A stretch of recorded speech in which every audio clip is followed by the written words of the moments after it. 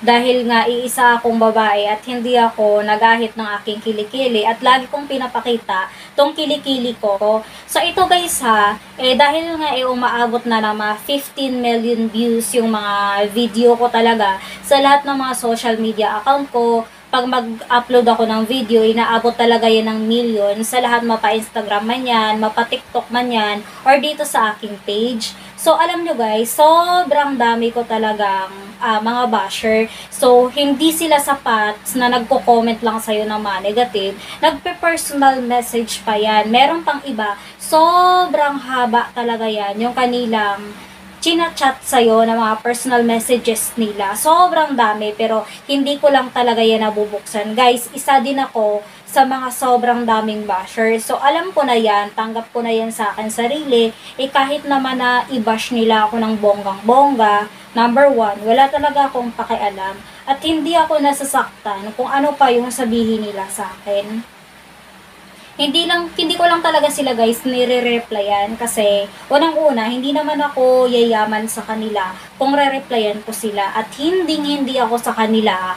Alam mo yun, at hindi gaganda yung buhay ko kung papakikinggan mo lang or papatulan mo yung isang taong, alam mo yun, putak ng putak.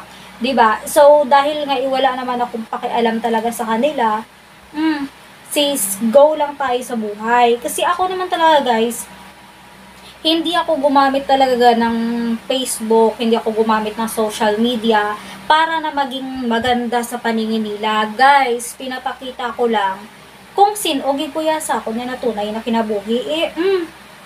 Tuod na ako sino o kaya nga tao, ginapakita ko na sa social media na muna ako at oh my God, number one, hindi ako nag-ahit ng kilikili ko dahil itanggap ko naman talaga yung sarili ko at hindi ako nasasaktan. Pangalawa, hindi ako nasasaktan kung ano yung i-comment nila. Kasi nga, public naman talaga guys yung video ko. Public yung account ko. So, expect talaga na nato na damo-damo ginayansi mo yung magbash siya. Kaya nga daan, diri sa social media, diri nga daan ang mga mapabata, mapatigulang,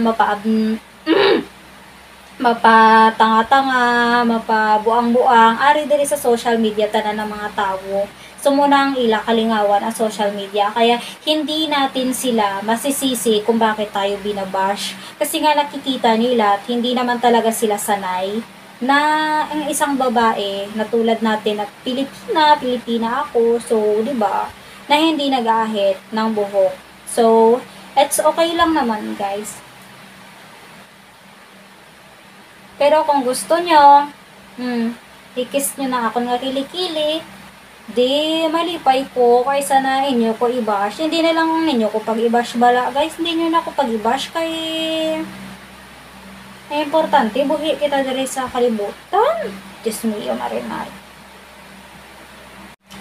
Hindi na ni pagproblemahan ako na kilikili, baida.